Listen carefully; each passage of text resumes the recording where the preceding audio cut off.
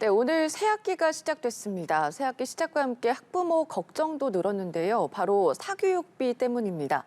초중고 학생뿐만 아니라 재수생까지 사교육비 지출이 증가했다는 보도가 나왔는데 원인은 무엇이고 자세한 내용 한번 살펴보겠습니다. 임성호 종로학원 대표와 짚어보겠습니다. 어서 오십시오.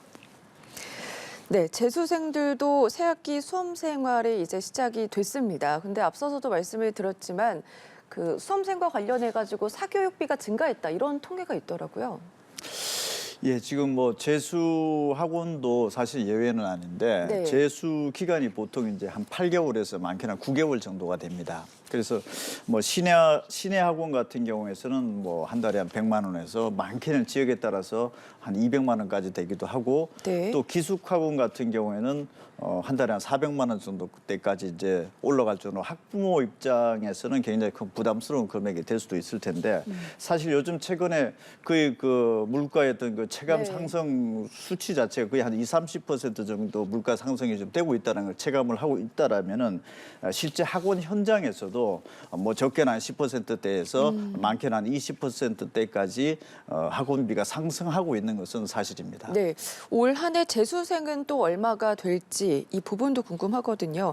올해 재수생 현황 어떻게 예측을 해볼 수가 있을까요? 재수생이 보통 한 13만에서 한 14만 명 정도가 되는데 네. 전체 이제 그 고등학교 수능 그 응시생 대비해 보면은 한 10명 중에 한 3명 정도 31%대가 지금 넘어가는 것으로 나타나고 있는데 금년도에도 아마 30% 초반대까지 올라갈 것으로서는 예상이 되고 있습니다. 그리고 과거에는 보통 한 20%대에서 머물다가 네. 최근에서 한 30% 초반대까지 좀 그 넘어간 것으로 재수 비율 자체가 전체 어떤 그 수험생 중에서 10명 중에 한 3명 정도대로 봐야 되고 학교에 따라서는 거의 전교생, 졸업생이 한 70-80%가 넘는 어떤 그 재수 비율이 나타나는 학교들도 상당히 많이 나타나고 있습니다. 네, 과거에는 20%대였는데 30% 초반을 예측한다 이렇게 말씀을 해주셨습니다. 저희가 보도로도 앞서서 말씀을 해드렸는데 대학에 합격을 하고도 입학 취소하는 비율도 굉장히 높아졌다고 합니다. 학생들이 재수를 선택하는 이유는 뭐라고 볼 수가 있을까요? 우선 뭐 재수 효과가 있다 없다로 놓고 봤을 때는 결과적으로 재수 효과가 좀 있다라고 판단을 내리는 쪽이 좀 많지 않겠나 싶고 지금 네. 현재 그 입시 구조가 문과는 문과생대로 조금은 그 당락 결정에 있어서 입시 시스템 자체가 복잡하고 조금 불리하게끔 되어 있다. 통합수능에서 지금 현재 이과에서 문과 침공이라든지 이런 부분들이 나타나기 때문에 문과 학생들도 어떤 그 재수의 어떤 그 동기가 생길 수 있는 입시 시스템도 있고 또 이과 학생들은 또 의학 계열로 쏠린다라든지 또 뭐 지방권 소재 대학에서 서울 수도권 소재 대학으로서 또 어떤 대학의 브랜드를 높인다라든지 이런 전반적인 분위기 자체로 봤을 때는 재수가 늘어난다는 얘기 자체는 재수 효과를 그만큼 현재 좀 보고 있다 이렇게 분위기 볼 수가 있고 전체적인 상황 구도로 놓고 봤을 때는 전반적으로 대학생들이 그만큼 취업이 어렵다. 네. 그래서 상위권 대학으로 처음부터 고등학교 졸업해서 대학을 갈 때 그 단계에서부터 어떤 취업과 관련된 부분들을 명확하게 해놓지 않으면은 오히려 대학을 진학하고 졸업 이후에 상당한 더 어려움을 겪을 수도 있다. 이런 불안 심리가 크게 좀 작용이 되고 있는 것 같습니다. 네, 앞서서 10명 중에 3명 정도가 재수를 할 정도다 말씀을 해주셨는데 대표님이 보시기엔 이렇게 재수 비율이 높아지는 거에 대해서 어떻게 생각하시는지도 궁금하거든요. 우선적으로 지금 현재 그 재수생 비율 자체가 높다라는 것 자체는 그만큼 기간 자체에 대한 어떤 그 투자라든지 또 시간도 있는 거죠. 네. 그런 면으로 봤을 때는 사회 전반적인 그 부분들로 놓고 봤을 때는 그다지 좀 좋은 면으로도 볼 수는 없는 상황이긴 하지만은 그래도 지금 현재 고등학교 3학년에서 졸업을 하고 난 다음에 지금 아까도 그 취업이라 이런 부분들 말씀드렸듯이 네. 이런 부분들이 어떤 그 보장이 충분히 되지 않는다라면은 지금 좋은 대학의 어떤 그 선호 현상은 계속 이어질 수밖에 없고 그리고 현장에서 보면은 지금 현재 재수생들이 단순 고등학교 3학년을 마치고 재수를 하는 학생들뿐만 아니라 네. 지금 삼수라든지 사수라든지 이런 부분들까지 해서라도 어떤 취업이라든지 전문적인 부분에 있어서 어떤 그런 보장을 할 수 있는 대학이라든지 학과 선택을 하고 있다라는 거. 점점 더 재수의 나이가 올라가고 네. 있고 그리고 또 직업 현장에 다니다가 직장인들도 나와서 지금 현재 재수하는 분위기까지 지금 형성되고 있는 상황이다 이렇게 볼 수 있습니다. 알겠습니다. 요즘에 말씀을 해주셨는데 물가 상승 때문에 서민들도 굉장히 힘들어하고 있습니다. 거기에다가 사교육비도 증가하다 보니까 부모님들도 걱정이 크다 이런 얘기도 있었거든요. 그 이유는 뭐라고 보십니까?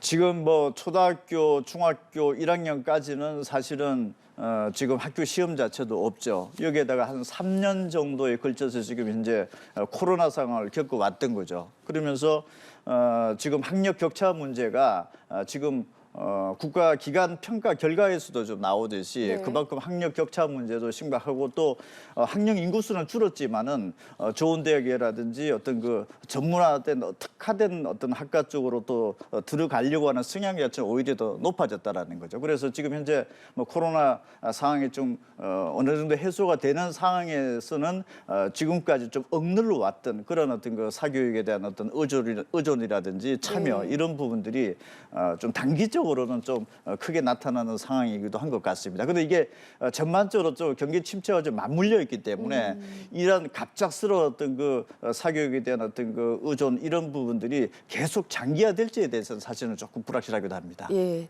지난해도 가계 소비 지출 중에서 초, 중고생 자녀 학원비 비율이 가장 높았다 이런 통계 자료가 있었거든요. 그 이유는 또 뭔지 궁금해요. 뭐 앞서 말씀드렸듯이 전체적으로 지금 현재 그 학력에 관련된 격차 문제가 지금까지 벌어졌고 네. 또 점점 더 사회적 분위기 자체가 지금 학령 인구수가 줄어들어서 대학 들어가기는 쉬워졌다라고 하지만 좋은 대학, 명문 대학의 어떤 쏠림 현상들이 더 크게 강하게 나타나고 있고 또 의약학 계열에 대한 선호라든지 이런 부분들을 아주 조기에 초등학교 단계에서부터 뭔가 준비를 하지 않으면은 네. 조금 크게 조금 그 뒤처질 수도 있다라는 불안감 이런 부분들이 전반적으로 나타나는 하나의 현상으로도 보여지기도 합니다. 가계 지출 부분에서 아무래도 사교육비가 높게 나타난다. 이걸 봤을 때 부모님들도 역시 이 부분을 중요하게 생각하고 있다. 이렇게도 볼 수가 있을 것 같은데 학부모들의 인식이 어떤지 그 조사 결과도 있습니까? 뭐 국가기관에서 뭐 한국교육개발원에서 지금 조사한 내용들도 보더라도 네. 어쨌든 본인 스스로 학생 스스로가 공부할 수 있는 능력이 있다 하더라도 사교육에 의존을 좀 한다라고 하는 어떤 그 응답이 거의 한 40% 정도대가 나타나고 있고 네. 뭐 사교육에 의존하지 않겠다라는 응답은 한 27%밖에 안 나타났고 또 지금 현재 전반적인 분위기 자체가 사교육을 시키더라도 뭔가 본인 학생들에게 뭔가 특화된 고급화된 이런 부분에 대한 어떤 사교육의 패턴 변화가 과거와는 좀 다르게 나타나고 있다라. 그래서 일반적으로 어떤 그 인식을 하고 있는 지금 현재 개념의 사교육에서가 아니라 지금 뭐 자녀 수도 좀 줄어들었고 뭐 전반적인 어떤 상황이 바뀌어졌기 때문에 뭔가 분명한 효과가 좀 나타날 수 있는 어떤 특화된 그런 전문적인 분야의 어떤 그 사교육을 바꾸자는 층들 자체도 네. 굉장히 좀 넓어지고 있다 이런 상황이기도 합니다. 사교육과 관련해서 왜 시키는지 학교 요인은 아무래도 큰 작용은 없는 것 같고 우선 앞서 나가기 위해서다. 인식에 어느 정도 변화가 필요하다 이런 말씀을 좀 해주셨거든요. 실제 현장에 계시잖아요. 학부모들이 이제 학원에 보낼 때 어떤 심정인지 어떤 얘기를 하는지 좀 궁금하거든요.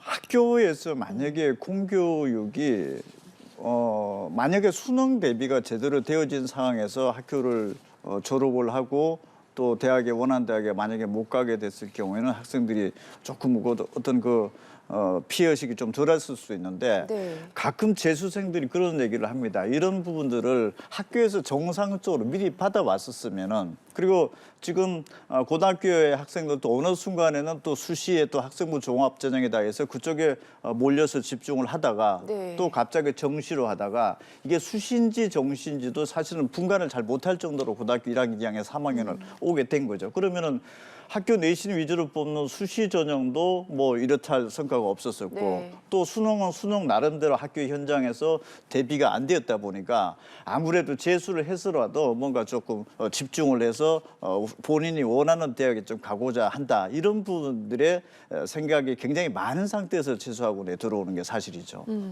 전형의 변화가 있기 때문에 갈피를 못 잡는 경우도 좀 있을 것 같거든요. 이와 관련해서 대표님이 생각하기에는 어떤 좀 대책 마련이 필요하다 이렇게 보세요?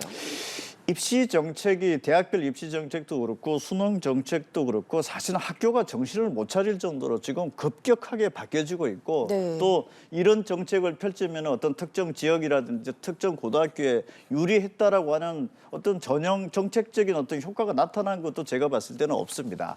수시 전형이 늘어나면은 재수생이 늘지 않고 또 사교육비도 줄어들 것이다라고 했는데 네. 수시 학생부 종합 전형이 늘어났지만은 뭐 결과적으로 그런 효과는 기대할 수가 없었었고 또 수시 학생부 종합 전형이 늘어날수록 그 지방 대학에 살 것이다라고 했는데 현재 지금 지방 대학과 서울 간의 어떤 그 양극화 문제는 더 심화되면 더 심화되었지 그렇지 않았다라는 거죠. 그래서 입시라고 하는 부분들을 어떤 특정 집단이라든지 고교 유형의 어떤 그 유분리로서 접근을 했던 부분들이 좀 정책적으로 좀 문제가 있지 않았나 싶고 입시는 굉장히 단순해야 되고 절대 평가로 가든 상대 평가로 가든 뭔가 좀 장기적인 어떤 그 안목을 가지고서 접근을 해줘야 되지 어느 순간에 수시 학생부 종합 전형, 수시 전형은 사실은 수능도 제출되지 않는 전형이 대부분이죠. 네. 그럼에도 불구하고 또 다시 이제 와서 수능이 필요하고 안 필요하고 이게 절대 평가가 맞다 안 맞다. 어떻게 보면은